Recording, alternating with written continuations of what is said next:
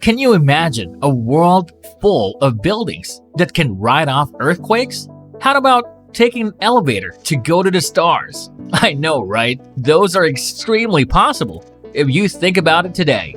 But those are just a few of the visions of the future that are based on today's discovery. As a new science of material emerges from the fundamental building blocks of the universe, promising a future in which we can create virtually anything we want, atom by atom. This is Quantum Valley. And today, we will dive into how the world's smallest materials have been changing our lives.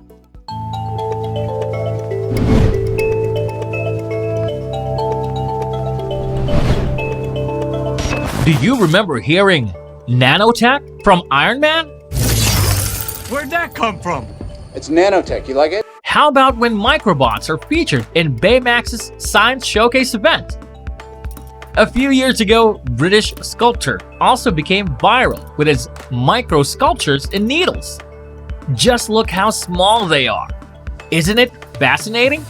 Yes, our world is really shrinking with the use of nanotechnology.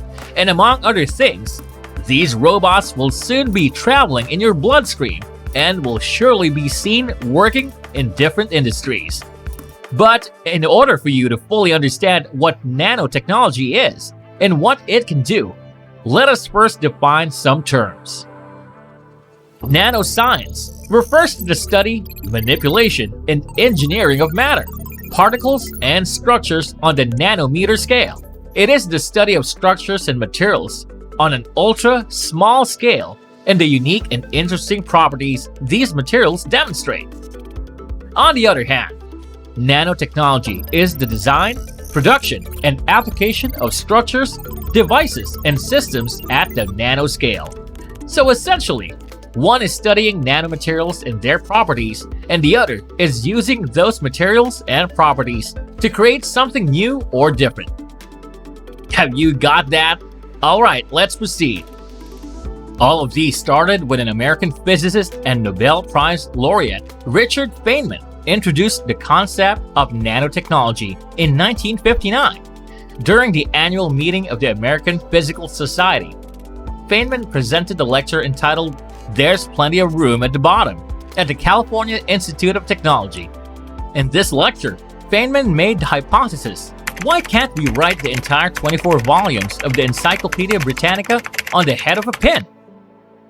For 15 years, Norio Taniguchi, a Japanese scientist, used and defined the term nanotechnology in 1974 as nanotechnology mainly consists of the processing of separation, consolidation, and deformation of materials by one atom or one molecule. Nanoparticles. This is usually defined as a particle of matter that is between 1 and 100 nanometers in diameter. If you have no idea how small those numbers are, let me just tell you that a strand of hair is about 80,000 nanometers. This means that one strand of hair is 80,000 times wider than that of a nanoparticle of 1 nanometer. And there is no way that we will be able to see these microscopic particles with our naked eye. It wasn't until 1981 when the development of a scanning tunneling microscope helped scientists see these atoms individually. Gerd Binnig and Heinrich Rohrer developed this microscope at IBM Zurich Research Laboratories and were later awarded the Nobel Prize in Physics in 1986. Over the past few years, recent innovations in nanotechnology have transformed a number of scientific and industrial areas, including electronics, food, energy, and medicine.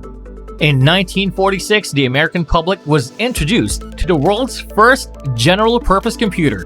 This was a gigantic leap for computing technology, but it's nearly the size of a classroom. But with nanotechnology, today's computers, tablets, and smartphones are not only a million times more powerful, but are small enough to fit in our pockets. Transistors are now getting smaller. Faster and better transistors may mean that soon, your computer's entire memory may be stored on any single tiny chip.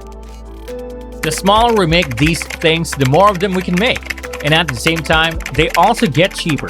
That's why now you have a smartphone that has the processing power of the biggest supercomputer from not so many years ago, said the director of Nanoelectronics Research Initiative, Tim Tees. In 2020, 80 billion pounds of food was not eaten in the United States. It was thrown away. That's like roughly 4 million dumpsters full of delicious red apples going to waste.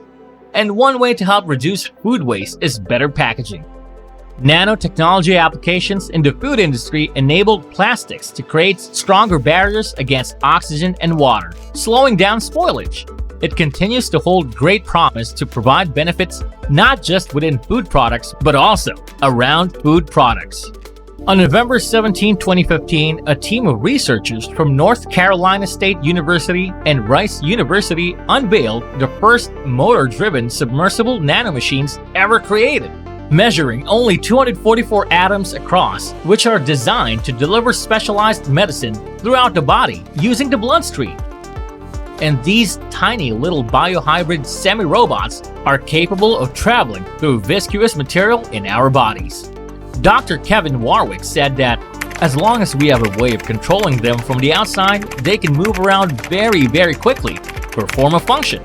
If we're looking at operating on cancer, then potentially they could do that operation for you from within. Transhumanists believe that our bodies will soon be home to swarms of nanomachines that will heal and warn us of diseases. And some propose that this technology is advancing so rapidly that it will not just be the future generations that will live hundreds of years longer, but also the people who are alive today. The possibility of human aging as opposed to just slowing it down is not a very big stretch. So, if you understand aging and the fundamentals of the processes that are leading to it, it would be quite possible to both slow it down and reverse it, said biophysicist Dr. Gregory Stock. But as nanotechnology gets more interesting and exciting in the medical field, we cannot deny the security flaws in this technology could be deadly.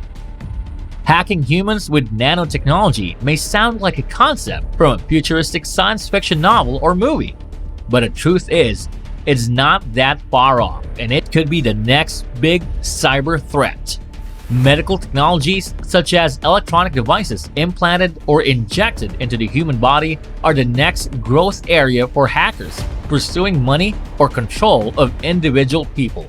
With nanotechnology implants already being used for some medical treatments, advances in their application could pose as great a cybersecurity threat as what faces the Internet of Things, experts say. As new nanoparticles come out, autonomous processors in nanoparticles will contact a client, a laptop, desktop computer, or tablet that is going to be run by a server.